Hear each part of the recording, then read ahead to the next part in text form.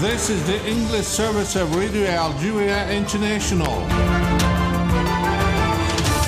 It's time for the news. The President of the Republic, Abdelmajid Tebboune, has received a phone call from the President of Egypt, Abdel Fattah el-Sisi, to discuss the recent developments in the occupied Palestinian territories, notably in the Gaza Strip. The status and prospect for settlements of the Western Sahara issue were at the center of talks between Russian Foreign Minister Sergei Lavrov and UN Secretary-General Envoy for Western Sahara, Staffan de Mistura, in Moscow.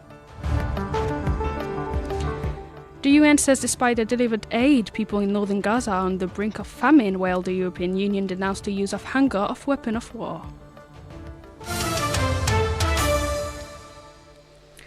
Those were the major developments. Now the full news edition. Good afternoon. Today I'm with my colleague Jamal Salmani. Hi, Jamal. Hello.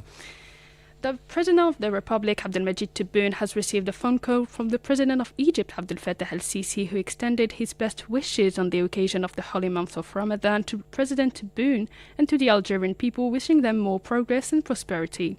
President Tebboune, for his part, extended his best wishes to President el-Sisi, wishing the brotherly Egyptian people progress and well-being.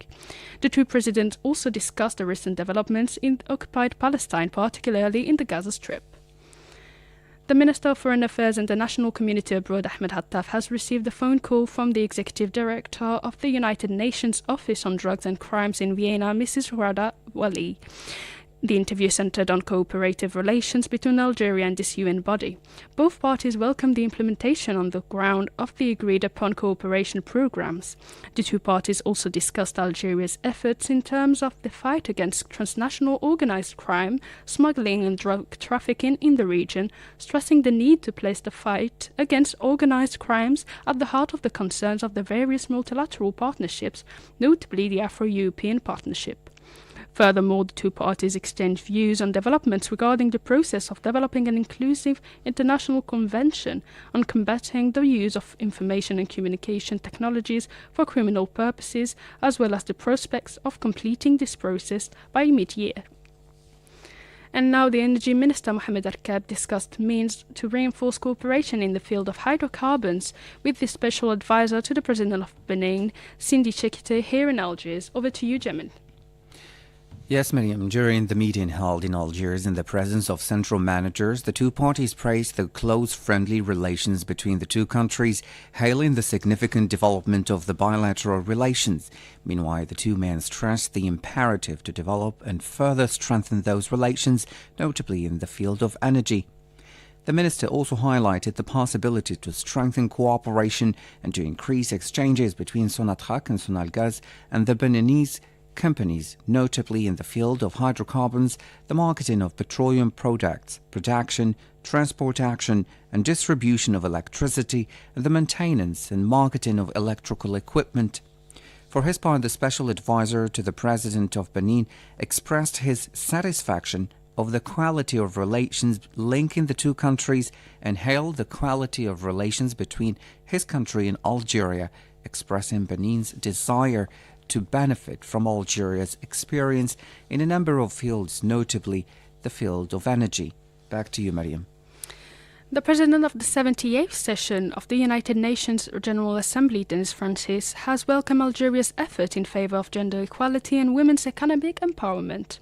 At the end of his meeting with the Minister of National Solidarity, Kauter Krikou, on the sideline of the 68th session of the Commission of the Status of Women in New York, Denis Francis praised the role of women and girls in implementing the Sustainable Development Goals in Algeria. And now the Algeria-Serbia Parliamentary Group has been installed here in Algiers in the presence of Serbia's ambassador to Algiers, Ana Biktkovic. On the occasion, Ambassador of Syria had this to say to our colleague Ahlem Bouzair, who was on the spot. Our two countries share decades-long cooperation, 62 years of diplomatic relations and traditional friendship founded during the glorious struggle of the Algerian people for their independence. Bilateral relations between Serbia and Algeria are traditionally good and friendly, with no open questions, as well as that there is a mutually expressed interest in improving the political and parliamentary dialogue at the highest level and in the development development of economic cooperation. Serbia is firmly determined to further strengthening the political dialogue and further improve overall bilateral relations and cooperation with Algeria, within which parliamentary cooperation occupies an important place. That was the statement of the ambassador of Serbia to Algiers, Anna Bitkovic. And now the Russian Foreign Minister Sergei Lavrov has met in Moscow with the UN Secretary General's personal envoy for Western Sahara, Staffan de Mistura. More details in this report by Asia Bekkar. The officials focused on the status and prospects for a settlement of the Western Sahara issue.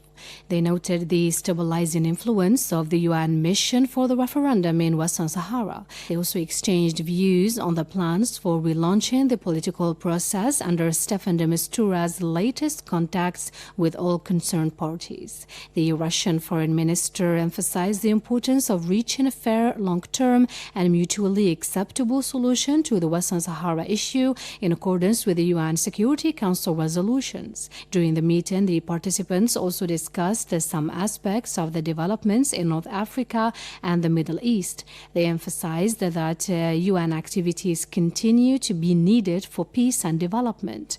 On the same day, Staffan de Mistura held separate consultations